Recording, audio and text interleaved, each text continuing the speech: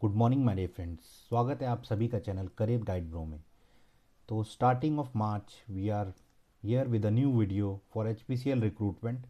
क्या eligibility criteria है and selection process क्या रहेगा फॉर ऑल द प्रोफाइल्स। और कोई भी आपका डाउट हो तो इस वीडियो के द्वारा दैट विल बी एड्रेस्ड। तो वीडियो को लास्ट तक ज़रूर देखें क्योंकि ये पर्सनल एक्सपीरियंस पर बेस्ड है। As I appeared for HPCL 2 times for sales officer and assistant manager profiles in retail sales and non fuel business. तो जानते हैं कि क्या सिलेक्शन प्रोसेस है और क्या क्या यहाँ पर प्रोफाइल्स दिए गए हैं और वेदर यू आर एलिजिबल और नॉट। क्योंकि मार्केट में बहुत से कोचिंग और इंस्टीट्यूशन जो हैं they are misguiding people about recruitment selection process. तो ये वीडियो जो है बहुत ही ज़रूरी यहाँ पर रहा है बनाना। तो वीडियो को लास्ट तक ज़रूर देखिए and please do follow, like, share and subscribe. दो तरह के प्रोफाइल यहाँ पर दिए गए हैं भाई। जूनियर एग्जीक्यूटिव है, ऑफिसर या इंजीनियर प्रोफाइल्स है, ये फ्रेशर्स के लिए है। दूसरा की बात करूँ तो सीनियर ऑफिसर हैं, मैनेजर्स हैं और एक्सपीरियंस्ड इंजीनियर्स हैं। 2 से 12 साल का एक्सपीरियंस है, एक्सपीरियंस प्रोफेशनल है। जूनियर एग्जीक्यूटिव में अब क्या क्या आएगा, एक ग्रेजुएशन वाला है, बाकी डिप्लोमा के हैं, सिविल, मैकेनिकल, केमिकल एक्सेट्रा। और तीसरा यहाँ पर इंजीनियर प्रोफाइल है और ऑफिसर प्रोफाइल है। ऑफिसर में क्या है, MBA है, फिनेंस या HR है, फिर CA है, CMA है और एक दो पोस्ट यहाँ पर है MBA लॉ ऑफिसर की, MBA HR लॉ की, जिसमें 1 साल का एक्सपीरियंस रिक्वायर्ड है। तो ये यहाँ पर शिफ्ट होगा। बाकी सब प्रोफाइल में नील एक्सपीरियंस इज़ रिक्वायर्ड। डिटेल में देखते हैं। जूनियर एग्जीक्यूटिव असिस्टेंट, यहाँ पर 25 एज मैक्सिमम लिमिट सभी जूनियर प्रोफाइल्स के लिए। इवन HR जो जूनियर एग्जीक्यूटिव है यहाँ पर 3 इयर्स का BBA चाहिए। बाकी में यहाँ पर डिप्लोमा इन रिस्पेक्टिव डिसिप्लिन। फिर engineers mechanical, electrical, civil, chemical, यहाँ पर 25 ईयर्स। और फिर यहाँ पर ऑफिसर फाइनेंस CA के लिए यहाँ पे CA plus graduation in any field is required दिया है यहाँ पे, 3 इयर्स ग्रेजुएशन। और CMA के लिए भी 4 वैकेंसी, 27 एज CMA होना चाहिए plus 3 years of graduation in any discipline. और यहाँ पर जूनियर एग्जीक्यूटिव असिस्टेंट की बात करूँ तो ये पे हायर डिसिप्लिन में आपके पास कोई भी इंजीनियरिंग या UG डिग्री या PG ग्रेजुएशन नहीं होना चाहिए, only graduation is allowed. Officer MBA finance के लिए MBA in finance is required with 3 years of regular graduation in any discipline. ठीक है। अब बात करूँ ऑफिसर HR की, इम्पॉर्टेंट। 2 साल का आपका MBA हो या तो HR में, या आपका PGDM हो in personnel management, industrial relation, psychology. Clear.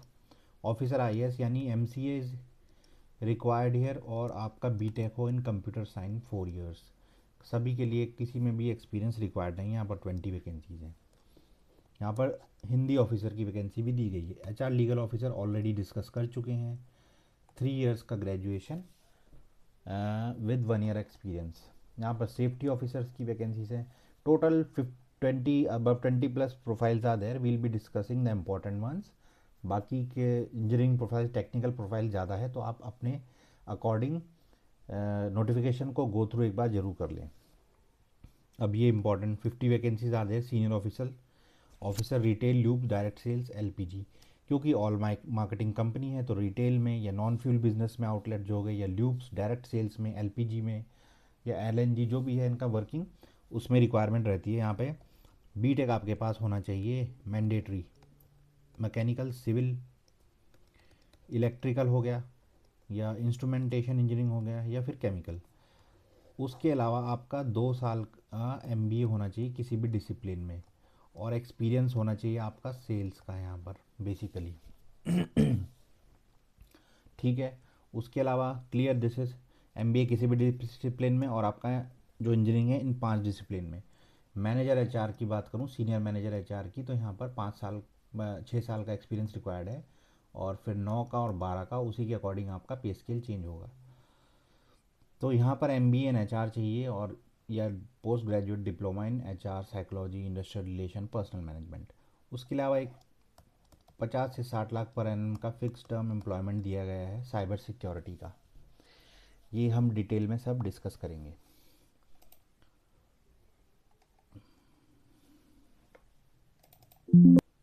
कि सिलेक्शन मेथोडोलॉजी क्या होने वाली है, ये बहुत ज़रूरी है। समझेंगे इसे क्या है सिलेक्शन मेथोडोलॉजी। अगर आप इंजीनियरिंग प्रोफाइल के लिए हैं तो यहाँ पर सीबीटी होगा, ग्रुप टास्क होगा, और लॉ वालों के लिए मूट कोर्ट होगा, personal interview, pre employment medical examination. ठीक है। लॉ ऑफिसर्स के लिए भी, और लॉ ऑफिसर एचआर के लिए भी, और एचआर के लिए भी यहाँ पर आपका सीबीटी होगा। उसके अलावा अगर आप एक्सपीरियंस प्रोफेशनल के लिए भर रहे हैं, यानी सीनियर ऑफिसर्स के लिए, assistant manager, non fuel business या डायरेक्ट सेल्स के लिए, तो आपका शॉर्ट लिस्टिंग होगा according to your profile and experience. Then आपका पर्सनल इंटरव्यू भी होगा डायरेक्ट। यहाँ पर क्या होता है कि एक बार एप्लीकेशन फॉर्म आप भर चुके हैं, देन सेकंड राउंड में you need to upload your documents pertaining to experience and qualification, then they will be shortlisting you again। तो उसके बेसिस पर आपको बुलाया जाएगा वहाँ पर HPCL में फॉर इंटरव्यू के लिए। चार्टर्ड अकाउंटेंट का भी यहाँ पर शॉर्ट लिस्टिंग बेसिस पर ही होगा। हो सकता है कि एग्ज़ाम भी हो जाए, as this time they have given large number of vacancies, like 50 vacancies is there. तो क्या है पैटर्न इसका एग्ज़ाम का, 85 + 85 जर्नल एप्टीट्यूड, जिसमें आपका रीजनिंग, इंग्लिश, जीएस और रीजनिंग रहने वाला है। एप्टीट्यूड, जर्नल एप्टीट्यूड रहने वाला है। उसके अलावा टेक्निकल, इन फील्ड्स, इन डोमेन से रिलेटेड। एचआर में भी आपका इन डोमेन से रिलेटेड, फाइनेंस में भी और सीए में भी। उसके अलावा CGD, fire and safety, quality control, सभी में आपका 85 वाला, यानी 170 क्वेश्चन रहते हैं। और यहाँ पर 0.25 जो है नेगेटिव मार्किंग होती है, और 1 मार्क का एक क्वेश्चन रहता है। और ये एग्ज़ाम जो है आपका 2 hours 30 minute ड्यूरेशन का रहता है। और यहाँ पर लॉ ऑफिसर एचआर की जो 2 वैकेंसी दी गई हैं, उसका यहाँ पर डिस्क्रिप्टिव क्वेश्चन 10 मार्क्स 2 क्वेश्चन आएंगे। उसके अलावा 40 एमसीक्यू। तो ये अभी इस ईयर के लिए एग्ज़ाम पैटर्न नहीं, सिलेक्शन मेथोडोलॉजी नहीं दी है, but it will be same और दी अदर। थोड़ा बहुत डिफरेंस रह सकता है, बट सेम ही रहने वाला है। सीबीटी क्वालिफाइंग मार्क्स क्या है, 60% for UR EWS minimum and 54% for these reserve vacancies.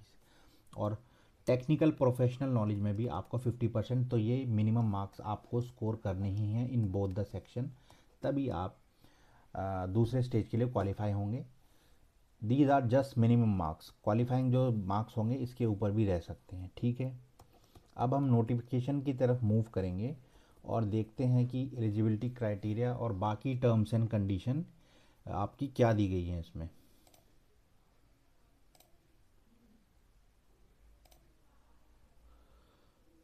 Recruitment of officer,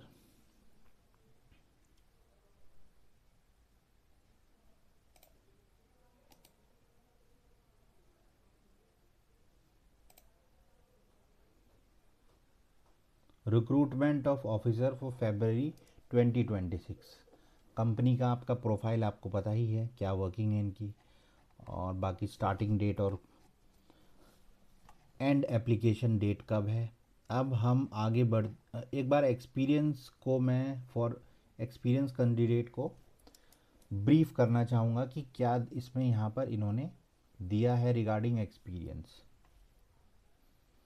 तो ध्यान से वीडियो को देखते रहिए। यहाँ पर दिया है इन्होंने फॉर सेल्स, अगर आपके पास 2 साल का एक्सपीरियंस है तो अपर एज इज़ 29, 3 साल का है तो 30, ग्रेटर देन 4 है तो 31। दिस इज़ फॉर यूआर, ये ध्यान में आप रखें। और नाउ मूविंग फॉरवर्ड, यहाँ पर सभी डिसिप्लिन दिए गए हैं और अलाइन डिसिप्लिन भी दिए गए हैं कि आप इसमें कितने एलिजिबल हैं, कौन से प्रोफाइल के लिए। एक चीज़ बताना चाहूँगा परसेंटेज की, सीए सीएमए के लिए 50% मार्क्स, और बाकी सब प्रोफाइल्स के लिए 65% marks is mandatory. Minimum 65% marks for UR OBC EWC and 55 for ST ST PWD in graduation. ठीक है, ग्रेजुएशन में आपका 65% मार्क्स होना चाहिए। For all other position minimum 65% marks for UR OBC EWS and 55% for SC ST PWD candidates. This is clear. आपका यहाँ पर 65% marks is mandatory जिस प्रोफाइल के लिए आप अप्लाई कर रहे हैं। अगर वो सेल्स प्रोफाइल है तो एमबीए में आपका 65 होना चाहिए और ग्रेजुएशन में भी 65 होना चाहिए। अगर आप इंजीनियरिंग के लिए कर रहे हैं तो आपको 65% मार्क्स एग्रीगेट में होना चाहिए फॉर हायर क्वालिफिकेशन, जो आपकी मतलब मेन एलिजिबिलिटी जो है। ठीक है, यहाँ पर सभी प्रोफाइल्स का डिस्क्रिप्शन दिया गया है कि वर्क क्या होगा आपका, तो इसको आप अच्छे से गो थ्रू कर सकते हैं कि अगर मैं इस पर्टिकुलर प्रोफाइल के लिए अप्लाई कर रहा हूँ तो मेरा यहाँ पर वर्किंग क्या रहेगा। फिर हम मूव ऑन करते हैं towards other points and conditions they have mentioned. Short listing आपको ऑलरेडी बता चुके हैं कि क्या सिलेक्शन मेथोडोलॉजी है, या तो आपका CBT होगा या डायरेक्ट इंटरव्यू होगा विद GD GT यहाँ पर होता है। और CBT का क्या एग्ज़ाम पैटर्न है वो भी 3 मई जो है एग्ज़ाम की डेट है, टेंटेटिव, मोस्ट प्रोबेबली यही रहने वाली है, चेंज होने के चांसेस कम है। यहाँ पर CTC के लिए आप ये चार्ट दे सकते हैं, गो थ्रू कर सकते हैं। ठीक है, बॉन्ड की यहाँ पर बात कही है, वो भी आप गो थ्रू करें। फिर प्रोबेशन यहाँ पर रहेगा आपका 1 साल का, प्लेसमेंट पोस्टिंग आपकी कहीं भी, और ये रिजर्वेशन वाइज यहाँ पर ब्रेकअप दिया गया है फॉर ओवरऑल वैकेंसी। यहाँ प्रोफाइल वाइज ब्रेकअप ये कभी नहीं देते HPCL। तो आशा करता हूँ आपके सभी डाउट जो है यहाँ पर क्लियर हो चुके होंगे, और तैयारी कैसे करें और कैसे हम अप्रोच करें एग्ज़ाम को। और क्योंकि कहीं ना कहीं PSC की जॉब बैंकिंग सेक्टर से बहुत बेहतर है पर्क्स एंड अलाउंसेस के कंपैरिजन अगर बात करूं, या फिर एग्ज़ाम की बात करूं, तो यहाँ पर सिर्फ सिंगल स्टेज एग्ज़ाम रहता है। Well and banks and jobs and insurance jobs you need to give tedious process like preliminary, then you have to give mains, then you have to give interview। तो अगर आप यहाँ पर interested हैं तो, और कोई भी क्वेरी हो, तो आप करियर गाइड ब्रो के ऑफिशियल नंबर पर भी कॉल कर व्हाट्सएप कर सकते हैं, जो कि है 9068877559। उसके अलावा यूट्यूब पर ज़रूर जुड़े रहें फॉर लेटेस्ट अपडेट्स। आशा करता हूँ आप सभी लोग अच्छे होंगे। हाँ, तो मिलते हैं नेक्स्ट वीडियो में। जय हिंद, जय भारत।